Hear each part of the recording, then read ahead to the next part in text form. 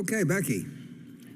The next question comes from Ellie Amin Tibet, who asks, during an episode of Investing the Templeton Way podcast, Professor Damodaran, who he respects almost as much as Warren and Charlie, mentioned that he is not comfortable with positions becoming a large part of his portfolio, for example, when they reach 25 to 35%. He mentioned that Apple is now 35% of Berkshire's portfolio and thinks that that is near a danger zone. Wonders if Warren and Charlie can comment. I'd like to make one comment first, but Charlie will come up with... I think he's out of his mind. Yeah, I knew that was coming. But Apple is not 35% of Berkshire's portfolio. Berkshire's portfolio includes the railroad, the energy business, Garanimals, you name it, See's Candy. They're all businesses. And, the good thing about Apple is that we can go up. They buy in their stock, and instead of owning 5.6%, they got about 15 billion, 700 and some million shares outstanding. They get down to 15.25 billion without us doing anything. We got 6%. So we can't own more than 100% of the BNSF. We can't own more than 100% of Garanimals or See's Candy. And it'd be nice. We'd love to own 200%, but that just isn't doable. But they're all the same. They're good businesses. And to think that our criteria for Apple is different than the other businesses we own. It just happens to be a better business than any we own. And we put a fair amount of money in it, but we haven't got more money in it than we've got in the railroad. And Apple is a better business. Our railroad is a very good business, but it's not remotely as good as Apple's business. Apple,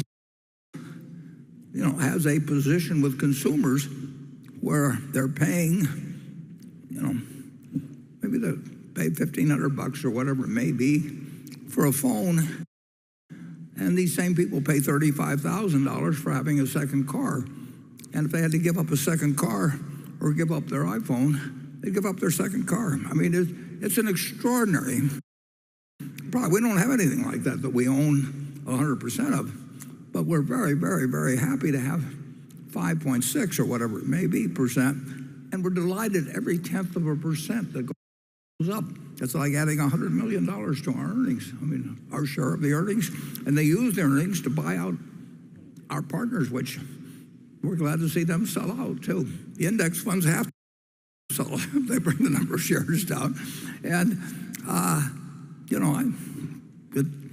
we went up slightly last year, and I made a mistake a couple of years ago, and I sold some shares when I had certain reasons why gains were useful to take that year from a tax standpoint. But having heard me say that, it was a dumb decision.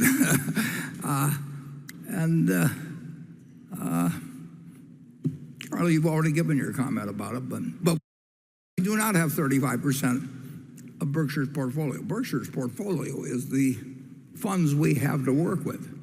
And we want to own good businesses, and we also want to have plenty of liquidity. And beyond that, the sky's the limit, or our mistakes, who knows what the bottom is. Charlie, do you want to add anything to your earlier comment? Well, I think one of the inane things that's taught in modern university education is that a vast diversification is absolutely mandatory in investing in common stocks. That is an insane idea. It's not that easy to have a vast plethora of good opportunities that are easily identified. And if you've only got 3, I'd rather be in my best ideas instead of my worst.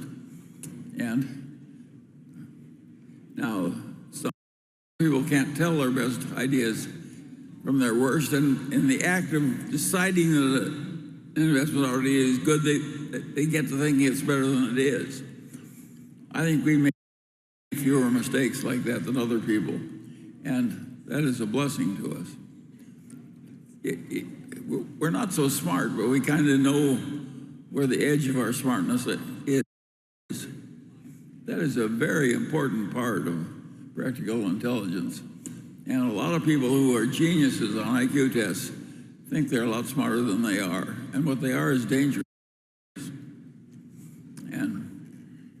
But if you know the edge of your own ability pretty well, you should ignore most of the notions of our experts about what I call diversification of portfolios. Okay.